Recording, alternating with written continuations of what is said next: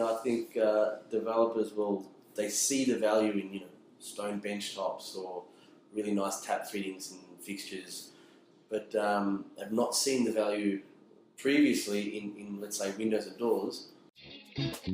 You are listening to the Property Developer Podcast, your home for tips, ideas and inspiration to help take your developing to the next level. Now here's your host, Justin Getty. Hello and welcome to the Property Developer Podcast. Thanks for joining me. I hope you are well. I am going great myself. I have an interesting show for you today. I speak with a window and door manufacturer. Initially I was surprised when I was contacted by them, as I wasn't sure why a developer would be too worried about windows and doors. But listen in to find out if I was convinced otherwise. I'm still trying to buy my next development site. I am getting closer. I had a property get passed into me at an auction recently, but in the post-auction negotiations it was revealed that the vendor's reserve was $200,000 above where the agents advertised the range. So we got stuck with a gap too wide to overcome. I am still in discussions about the site with the agent, so we will see if that leads anywhere. My experience on this site is a story for another day, with some questionable tactics used by the selling agent, in my view. Things at the townhouse site are moving along. I met the architect, builder and some contractors on site to resolve some issues around services for the front row of terraces. The local council will not allow us to bring gas and electricity across the front of the terraces, so we need to figure out how best to get them in via the rear. Doing that throws up some other issues that will then need to be solved.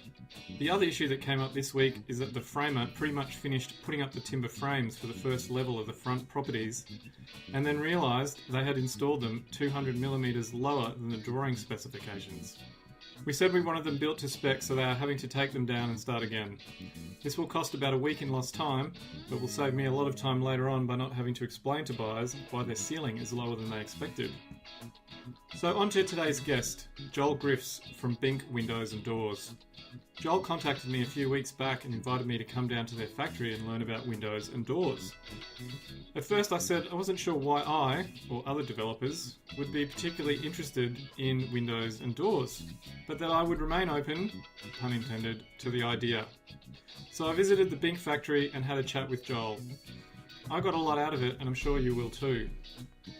During our conversation we discussed why developers don't focus much attention on windows and doors, how you can get an edge on your competition, and why Joel started a manufacturing business in the first place. Of course, I started off by asking Joel what food he could eat until he was sick. My mum's cooking, so we're Sri Lankan background, so she makes this thing called milk rice. I will eat that. I actually do eat it until I'm sick often. I get to a point where I can't breathe, and then I just have to stay there for a little bit. Yeah, I love Sri Lankan cooking. It's awesome. Oh, nice. Yeah, nice. Very nice curries. Yeah, very much so. Well, particularly this time of year in Melbourne when it's freezing cold. Yeah.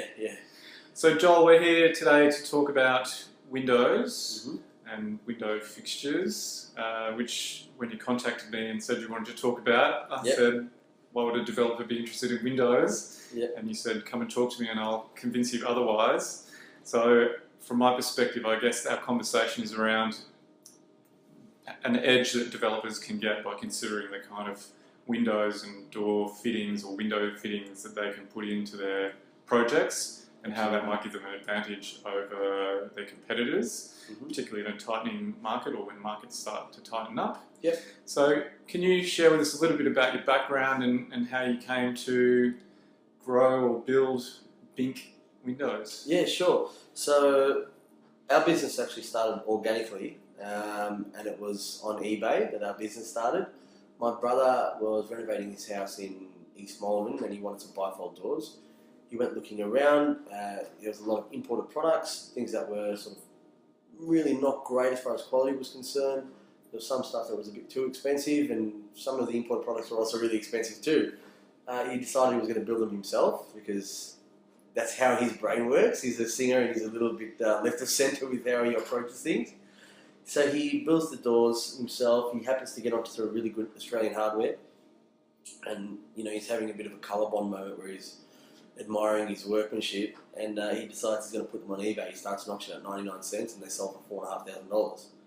So he thought, this is really great. I made really good money on this. So he did it again and again, and then I was helping him. I'm a carpenter by trade, so We got an email on eBay saying, "Can you make a different size?" And so then that's really how the business sort of started and generated from there. So we're in a tandem carport, and when it would rain, it would flood the carport. So we thought, and we were sort of working over each other. We decided to get a factory and start the business. And that's really how our business started. Then my brother Andre is an IT project manager. He came on to help us get a little bit more professional from our office side of things. And he was sort of not really happy where he was at the time anyway in his work. And we kept getting busier and couldn't keep up. And then Brendan came on board to help us out. And then Black Saturday rolled through and the GSC was announced. And we almost had no money left and nothing to do. So we started basically cold calling. And then it picked up again. We've never looked back from that point, I suppose. And that was we also halved our wages at that point too, which I'm sure all business owners have gone through that stuff before. So we weren't formally trained in Windows, which means we didn't have preconceived ideas about how they should be made. We just decided that we would make Windows that the customers wanted. We learned pretty quickly that we learned all we could learn in Australia within about a year and a half. We decided to take a trip over to Germany, did a few tours over there, and it was just mind-blowing and eye-opening about how they were manufacturing Windows and how little time and effort they spent in doing so. So, manufacturing costs here are huge, mainly because of labour. And in Germany, the labour effort was nothing. So we've basically taken that model, and now we're manufacturing German spec windows and doors in Australia, which means we can offer a high-end solution, but at an affordable price by using then the German machinery and that manufacturing model. So I suppose now our focus is to make better windows more affordable and give someone a product that they can actually get excited about, right? Whereas most of the time, everyone just thinks of Windows as this utilitarian product that's, one window from one guy is the same as the next window from the next guy, but it's very different. It's very much like a car, you can get everything from the bottom to the top end and all in between. Yeah, well, I guess when you think about the external appearance of a building or a home, there's really only sort of 4 key elements, which would be your brick, the roof, the windows and the doors. Yeah. So if you can kind of get an edge or you can have something that looks a little bit different, it's going to help you stand out from the crowd. Well, I think so. And most people will admit, when not in commercial negotiations, they'll admit that they actually prefer the look of timber, that it gives an element of warmth and that natural element to a building. And it can completely change that facade. Obviously, it's your eyes to the world through the house sort of thing. So. Yeah, well, we're here in the Binq factory, and we've just had a walk around the factory floor, and you've shown me some of your products, and yeah, the timber's really beautiful, the finish is very solid, looks great, feels substantial. So I think just from that sort of touch and feel perspective, it feels like a good product, or it feels like it would sell well or would appeal well to buyers. Yeah, I think so, and I think the biggest barriers for timber, or the reasons why they take all those positives, but then some negatives would stop them from actually going and implementing it, is really, I think, it's maintenance. And there's a big push in the industry that timber's high maintenance or that it's going to rot out. And my explanation to that is, well, cars are made from mild steel. They would rust out in 6 months if they weren't painted properly.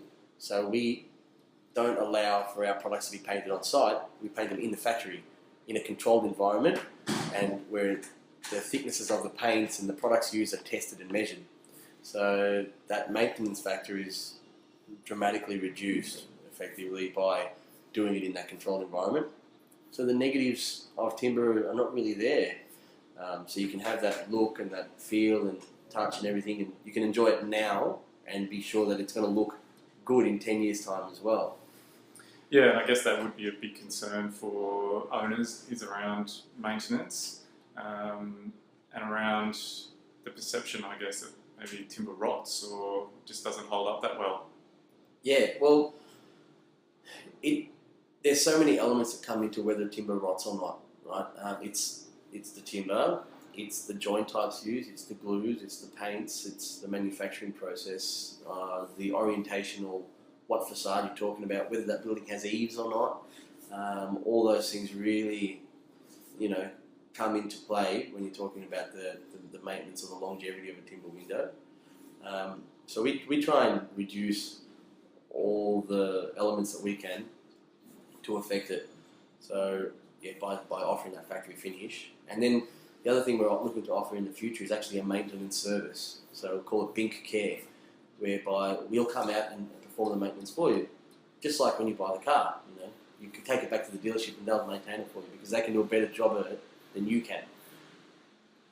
And you were saying that you've been the supplier for a couple of quite well-known developments in Melbourne, apartment-style developments, but you were chosen because of your attitude towards sustainability or just because of the edge that products bring? Yeah, I think so.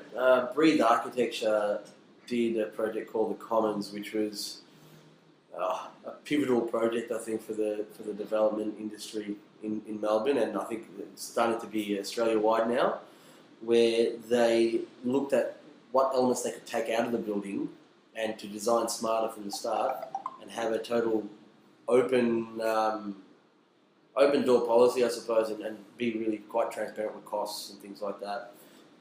They got a massive influx of people wanting to buy in this building, and in the end, they've still got a massive waiting list. Now, part of what they did was making it sustainable, so they got a rooftop garden. The tenancies or the retail spaces below, they actually go, the money generated in that goes towards each resident, so each resident owns a part of that retail tenancy.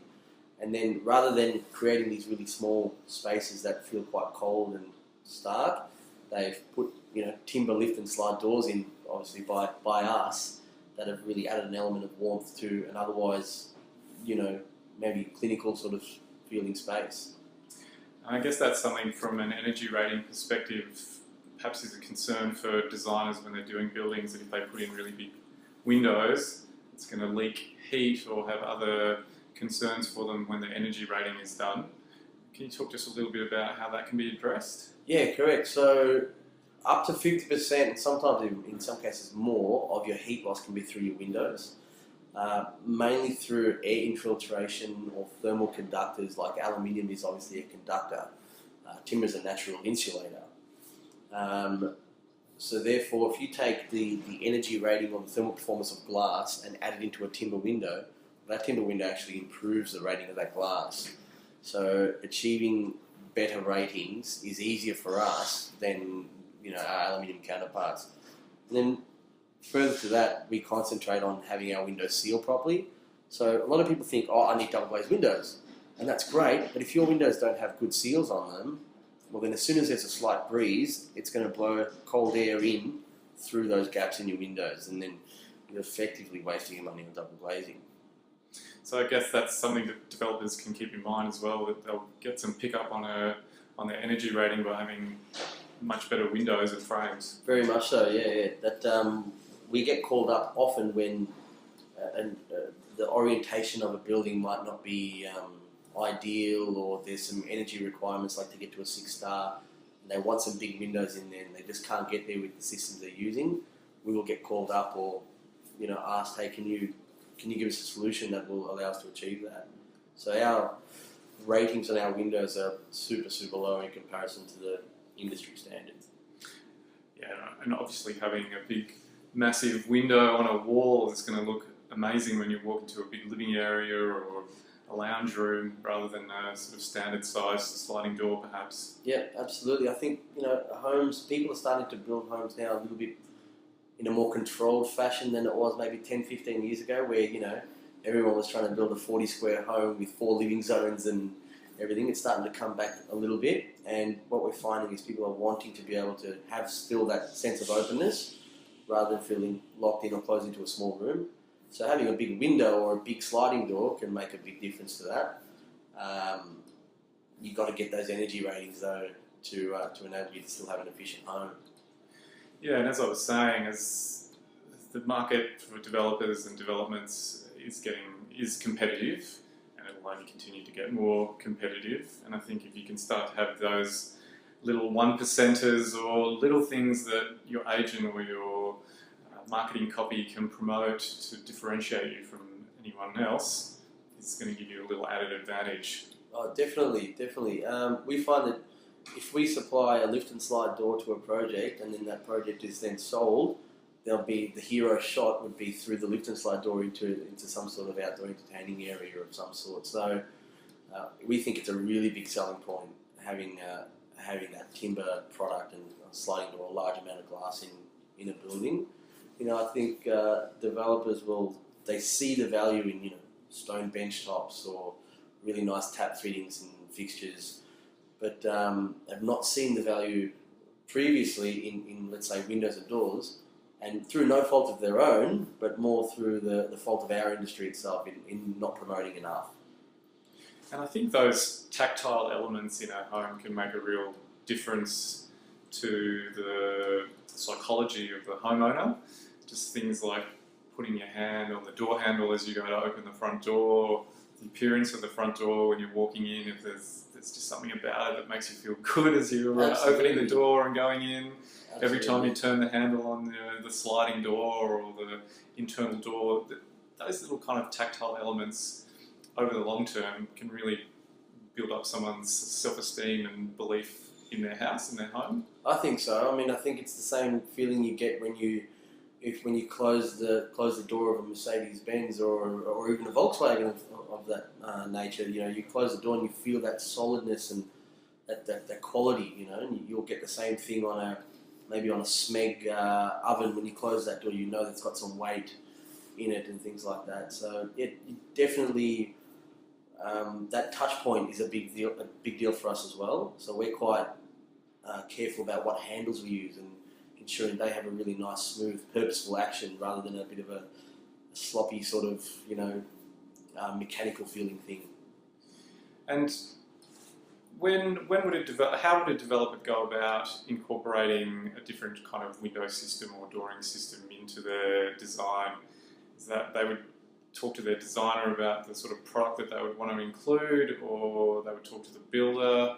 How would they just ensure that they can get something a bit different and that it all works in the final design? I suppose what we find is the best way to integrate a different system or a new system is from the start of the process. So when you're engaging that architect or designer and the builder and letting them know what you want to do rather than sort of finding it after the fact, which is why we spend a lot of time trying to speak to architects and designers, get them to understand our product. We find that with our CAD files and everything, we can integrate quite seamlessly into a building, and if we do that up front, it makes it quite easy for all involved. I think that's probably the best way for a developer to do that, is if they're looking for that edge and they're wanting that quality product, come and see us, we'll introduce ourselves, and then basically if we know who the architect is, we'll make a meeting with them and then we'll go out and give them all the data that they need to be able to, I suppose, integrate the product.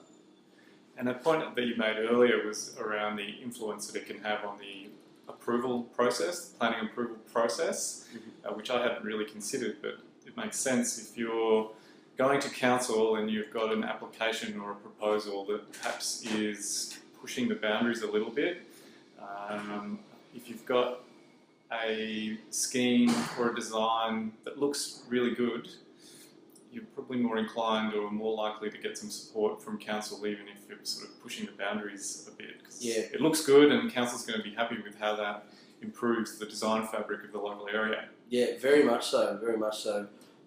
If you've seen the document Plan Melbourne, I think it's Plan Melbourne 2030, there's a big push for sustainability in multiple different councils, and so if you start showing them that you want to build or do a development that's going to be aesthetically pleasing, that's going to have a sustainable approach and environmentally friendly, and you're going to specify products that are improving the quality of the life of its occupants, we find that council really do support that kind of thing, because that's their driving force, is to ensure they're doing the right thing for the country as a whole, and the planning side of things to make sure that, you know, the building that they're putting in is in keeping with the area and things like that, and in keeping with their overall plan for that local, you know, municipality. Yeah, well, design was definitely one of the reasons why our 20 townhouse scheme got through council, because it was pretty dense, but they were really happy with the appearance of it and they thought it would add value to the area, so they've sort of passed it through, even though there were a couple of things that we asked for them to overlook, which they did. Yeah, and I mean that's great, but that's a testament of how councils can be if you approach it from that angle. You know, if you're giving them something and giving them reason to approve what you want to do, they'll often go into bat for you, I think. Yes, sometimes, not often. Well, maybe not often. Yeah, you're right. So people should, developers should be talking to their designers and saying, let's put in a different system, let's put in something a little bit unique, and we can use that as a selling point for the project. Absolutely. And so tell us a little bit more about the materials that you use, because it's all made on site, very exacting standards. You don't have any real join points, or it's all cut out from one bit of wood for the frames. Yeah, so sustainability is a big thing. We get our timber from Hayfield, which is, you know, in Gippsland. So our timber is felled in Victoria, and it travels 2 hours to our factory, where then we use it and, you know, deliver it. So rather than it coming from overseas or whatever on big container ships, it is local timber. It's grown in this environment for this environment. We do use laminated product now, because getting heavy, large section timbers and getting them to be straight and reliable is very difficult in Australia. So using face laminated timbers makes it possible for us to do, you know, quite large windows with big section sizes and keeping them reliably straight and stable. And everything's also kiln dried. That makes a big difference. Then, you know, once you have the right timber, then it's about having the right joint type. And to create that right joint type, you need some pretty sophisticated machinery and designs, and that's where we've found that we've invested all our money is into infrastructure to ensure that we can consistently deliver a very, very accurate joint type. So we work on a 0.2 of a mil tolerance, which is a little difficult for some of our suppliers to accommodate us sometimes, but we work to a very, very tight tolerance. And so what sort of level of finish for a development or for a property would this kind of product appeal to? I would say that we're in the mid to upper sector of the market. We certainly would love to be able to cater to the entire market, and a real driving force for us is making these products more accessible, right? Our actual motto is to lift the standard in the industry. We want people to expect more. So to do that, we have to make a better product for less. So that's where we feel that we're aligned with a lot of developers, and where developers are heading now. So that's probably where we sit, I think, in the market. Yeah, well, you don't want to be appealing to every single segment of the market, because you end up not being a master of any of them. Yeah, correct. Yeah. That's and we did find that at the start of our business, we were doing too many things. So we found our specialty in what was our driving force, what actually got us out of bed, and rather than looking at, well, where's the profit dollars, we said, well, what is it that we want to do? What's our actual goal in business? Because the profit is just really a result of you achieving your goals, you know. So our goal is to change the industry and lift the standard in Australia. And is it just the sort of southeastern part of Australia that you service, or do you provide a national? We have serviced the entire, every state in Australia, every major city. We have some pretty good transport options to all the states, but we do mainly do the eastern seaboard. So at the moment, our biggest market is Melbourne. We're moving into Sydney now as well, and we're actually also doing a job in Noosa. So we do go. Lots of on-site visits to make sure it's all being installed correctly. Unfortunately, I might have to go up a couple of times. There's actually been a few people that have put their hands up and volunteered to to do the site visits to Noosa. But so if people are interested, they can get in touch with you, or Yeah, they can certainly know that you could deliver to pretty much anywhere in Australia. very much so. Yeah, we find that Melbourne has a lot of window manufacturers, Sydney less so, and then the other states a lot less. Right, so some states really have maybe 1, 2, maybe 3 manufacturers in those states. So finding the right product can be difficult. So we're working hard to make our product more accessible to those states as well. So Joel, you've had lots of contact with property developers, particularly developers that are looking to have a bit of an edge. What tips have you got for developers out there to help them get ahead?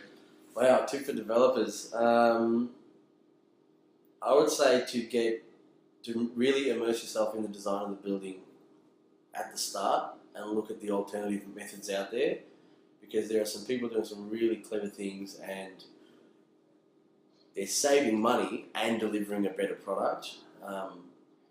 I find that a lot of people think that you can do one or the other, not both. But if you actually look deep enough, you can often achieve both by doing your research. You will often find a better product, and it'll be at a better price point too. And so how would you go about seeking out those better methods or different products? How do you do it? Oh, well, how do we do it? I've immersed myself somehow in windows and doors to the point where, I go home and, my girlfriend might be watching some soap opera TV show, and I'll be sitting there reading some blog, trying to decipher German language, over the internet of some German blog. But I just find it just comes down to immersing yourself in what you're doing. So a lot of it's over the internet and then through contacts we've made. So I really focus a lot on making good connections with people in the industry and people that can further my knowledge. So I know some experts in the window industry, in the architectural industry and things like that, and I'm always willing to listen and try new things. So we have a pretty open-minded approach. So were you always the kid that got really excited by the Windows section on Play School? Yeah. I can't say I always that choose the arch window. Yeah. I can't say that I did. I think my passion for construction and stuff has really led me into the window sector and just for woodworking in general. Mainly because we saw such a gap in the market. We just thought it was wrong almost, Yeah, no pun intended there. No. When we say we're always remaining open to different ideas and ways of doing things. That's right. Well, Joel, if people want to find out more about Binq, where can they go? So they can go to www.binq.com.au. We also have a showroom in Chelsea Heights and one now in Carlton North. Or just give us a call. I'm sure it's pretty easy to Google us. There's not many names out there like ours, so if you Google it, we'll be up there. Awesome. Well, Joel, thank you so much for being on the Property Developer Podcast. No worries. Thanks very much for having me, Justin. I'll let you get back out on the factory floor and build some windows and doors. Better do that. Thanks very much. Thanks. Well, thank you to Joel and the team at Binq Windows and Doors for showing me around the factory and educating me about why windows and doors can make a big difference to a property development. I have to say, they do make some beautiful timber doors and windows.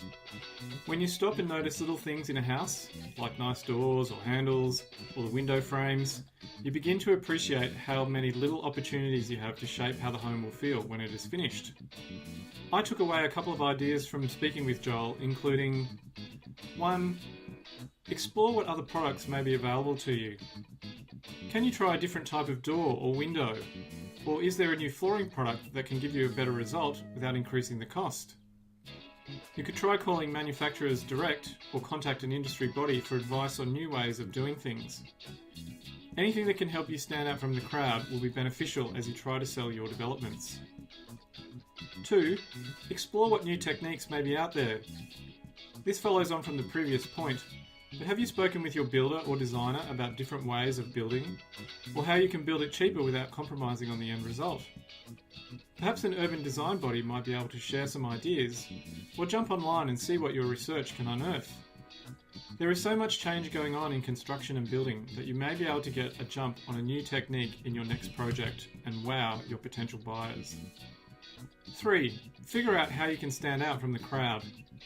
Let's face it, there's a lot of choice for people when they go to buy a property. How can you help people see that you are different, or that you offer better value? Is it through sustainable materials? Is it through different finishes? Maybe you use recycled rubber for the driveway, or recycled timber for your exposed beams. Whatever it is, make sure you promote it and ensure your selling agent is fully aware of it too, so they can pass it on to prospective buyers. Okay, we're just about done for this show.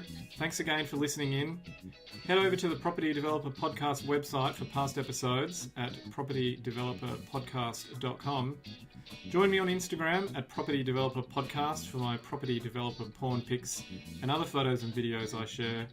And I'd be grateful if you found a minute to leave a review on iTunes. So until next time, may all your windows and doors open to opportunity.